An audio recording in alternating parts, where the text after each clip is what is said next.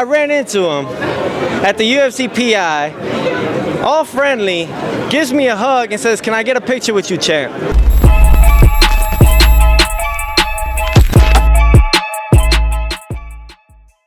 Heisman was great. However, it's time for bigger and better things. I'm not saying that the Heisman and that night won't be my night. However, I want to try different things. So why not Super Bowl? You know, so Super Bowl, it's really super fight. So I'm looking forward to it. It's a pleasure. I really thank Mandalay Bay. I thank Nestle, and I really thank the Michelob Ultra Arena. Shout out to Anheuser-Busch.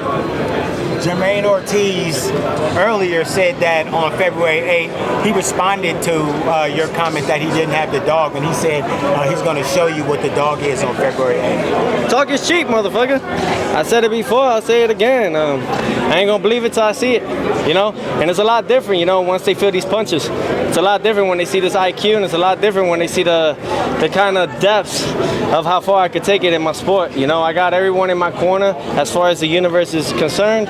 And what else can I really say, man? You guys got to tune in, get your popcorn early. And I love it, you know. I love guys like Jamaine Ortiz who believe that they could just get it by just taking it. This is a takeover for a reason, and ain't nobody going to take over the takeover. In the special that Top Rank dropped last night, your dad said that this is the happiest he's ever seen you. Why do you think that is?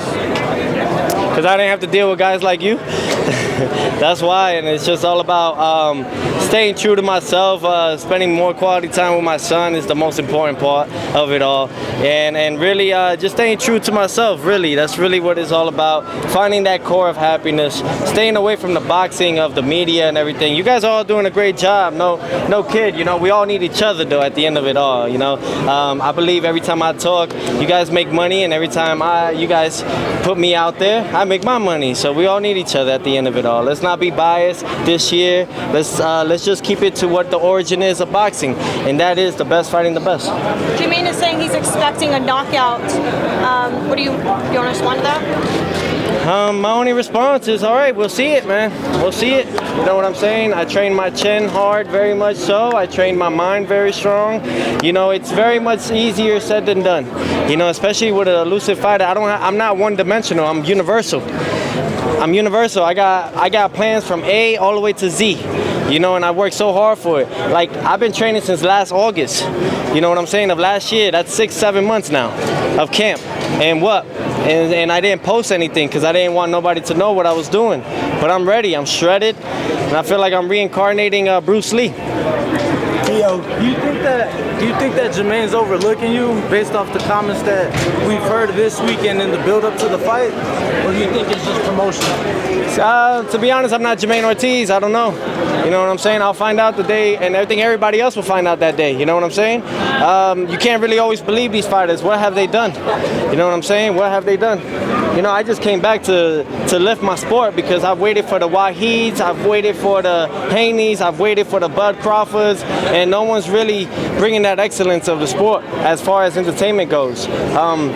You know, so it's really into my hands at this point, and I believe that everyone above it all is supporting me. Theo, what does a win over Ortiz set you up for this year? Is it unification with Devin, Crawford, Conor Benn even? Everyone else has called him out.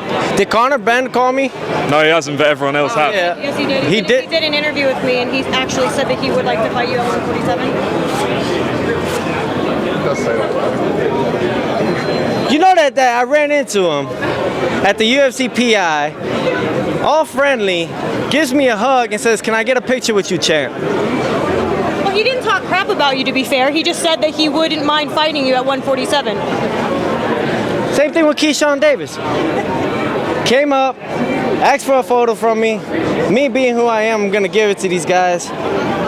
Man, I guess this is what it feels like to be on top, huh? This is what it feels like. Gosh, I haven't even fought this year. Come on, guys. It's going to be fun, though. I like it, man. Hey, kudos to all of them, man. I wish them nothing but the best, and if it comes, it comes. However, if you don't got the lean your belt, I don't want you. Looks like he's agreed to fight Conor next at 47. Is that too much to go up for him? Tank and their team are going to do whatever they want with Tank. You know, he's apparently the face of boxing, and the face of boxing gets to do whatever he wants, you know. Who knows? He might fight that YouTuber kid, what is it, Something the Great?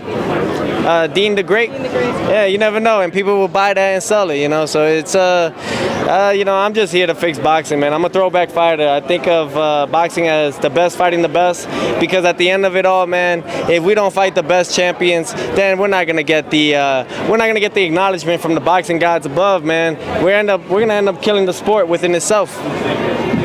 You know, so.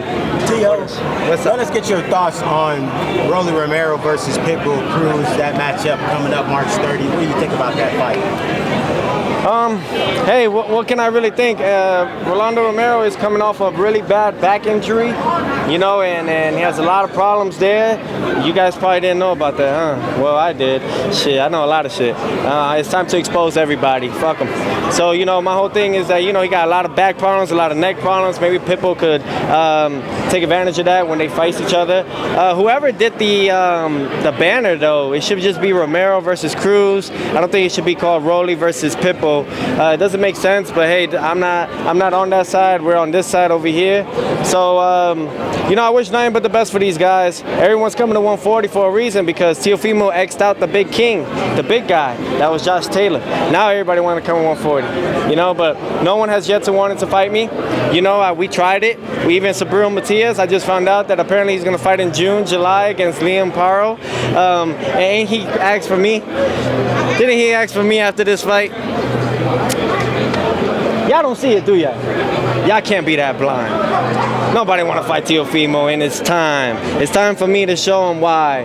The only way is by beating the bricks out of Jamaine Ortiz with his face beating up my hands. And by doing that, it makes my whole year so much smoother. Because then I don't have to fight all these guys because they're going to run away.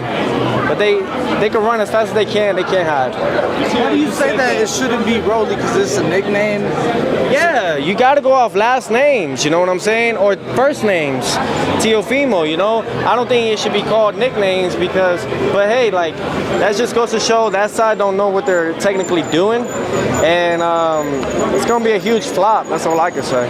Well, you said that, you know, just now you said that you have to, you know, beat the brakes off of Jamaine Ortiz and, you know, no, not bricks, bricks. Bricks, sorry.